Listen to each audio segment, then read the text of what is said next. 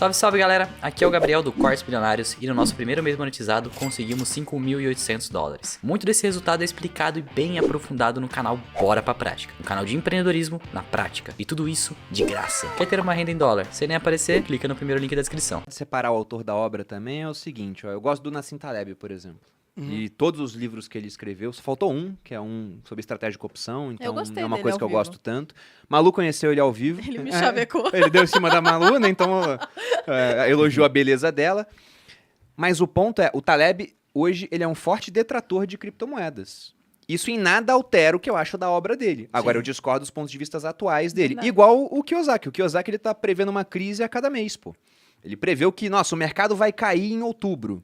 Se ele falasse o mercado brasileiro, estaria muito certo. Mas ele foi do mercado americano. E ele continuou subindo. Ele não pode falar isso todos cripto os meses, subiu, né? e ele fala isso todo mês. Uma hora ele vai dar certo, Relógio né? parado, Saiu uma acerta a hora 2 vezes reportagem por com dia, todas né? as previsões dele, né, de queda. Teve vezes que ele preveu queda no fundo. Então ele acertou o fundo mais de uma vez. Se alguém fizesse ao contrário, teria sido melhor do que fazendo o que ele disse em termos de previsão.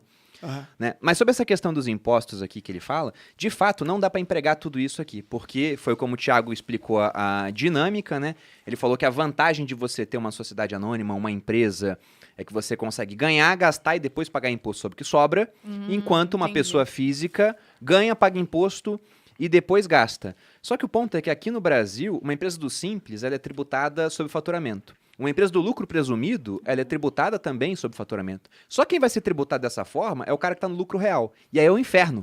É um exército de contadores para fazer isso para você. E aí você tem que ter um faturamento bem gigante também. Exato. Depois que você passa de uns 72 milhões, se eu não me engano, acho que é isso, que você é Caramba. obrigado a entrar no lucro real. Porque muita gente evita entrar no lucro real. Só que o ponto interessante daqui é o começo do capítulo, quando ele fala da história dos impostos. Porque ele começa falando do Robin Hood. Ele fala assim, o meu pai rico não considerava o Robin Hood um herói, considerava ele um trapaceiro, por essa Sim. história de roubar dos ricos e dar para os pobres. O meu ponto de vista, observando a visão que ele tem do Robin Hood, eu concordo. Só que o Robin Hood, ele não roubava dos ricos para dar para os pobres. Ele tirava o dinheiro que foi recolhido por impostos, pela coroa britânica, para devolver para aqueles que tinham sido lesados. Então ele ele é tirava do herói. governo para dar de volta para as pessoas. Ele era um herói Ele roubou de libertário. quem roubou e pra dar de quem foi Exatamente, roubado. Libertário. exatamente. Chegamos nesse ponto, então. Mas o ponto que ele fala aqui é o seguinte: essa visão de que tem que tirar dos ricos para dar para os pobres é uma visão ruim. Porque graças a isso criaram o imposto de renda. E ele cita ipsiliteris as histórias que eu conto. Não existia imposto de renda até as guerras napoleônicas. E aí, com as guerras, os ingleses precisando se financiar falaram, poxa, Napoleão está dominando a Europa toda, botou um bloqueio continental contra a gente, precisamos de fonte de receita. Aí o primeiro-ministro inglês, Sir William Pitt, parente Oxe, seu, é.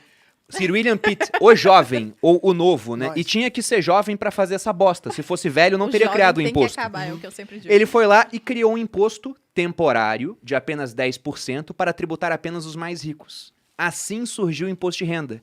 E aí, como que esse negócio se tornou obrigatório? Depois que o governo sentiu o gosto de sangue na boca, ele queria mais. E aí começaram a jogar os pobres e a classe média contra os ricos, falando, não, o imposto é só sobre os ricos, só sobre os ricos. Mas quando você tenta tributar o rico não Ele se deixa vaza, ser tributado. é. Ele dá um jeito de impedir aquilo. Cria uma sociedade anônima, contrata exército de advogado, contrata contadores. Então ele acaba abre uma se sede blindando. num paraíso fiscal. Exato, ele acaba se blindando disso. O que acontece? O governo vê a arrecadação que era maior caindo e começa a falar, e se a gente parar de tributar só os ricos e começar a pegar a classe média e eventualmente até o pobre, que é o que acontece hoje. No Brasil, se você ganha um pouco menos de 2 salários mínimos, Você já parabéns, paga. você paga imposto de renda de 7,5%. Além do que você paga em cima de cada consumo que você Aham. faz, porque você Dos consome seus muito produtos. mais, né?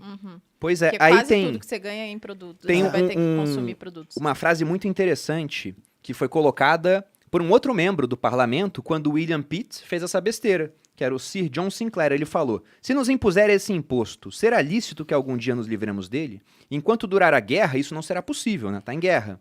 E se na paz esse acréscimo às rendas públicas for julgado indispensável? Agora nos pedem, com grande moderação, apenas 1/10 de nossas rendas. Mas o que impedirá de, no futuro, exigirem 1/5 ou mesmo 1/3, que é o que acontece hoje aqui no Brasil? Até um pouco mais, né? Faz-se mistério ainda observar que essa lei será pretexto para uma infinidade de exigências altamente vexatórias. Ou seja, hoje a gente trabalha 5 meses por ano para pagar imposto, no final das contas, e todo ano a gente é obrigado a preencher uma declaração onde simplesmente o governo vai saber mais da sua vida financeira do que o seu cônjuge. Porque a Malu não quer saber todos os detalhes. Ela quer saber, e aí, tá crescendo o patrimônio, não tá crescendo? Como é que tá? Aham. Ela não quer o detalhezinho de tudo. E o governo quer todos os detalhes. E o mais legal é que o governo quer todos os detalhes, aí você fala, não sei todos os detalhes, ele fala, mas você deveria saber.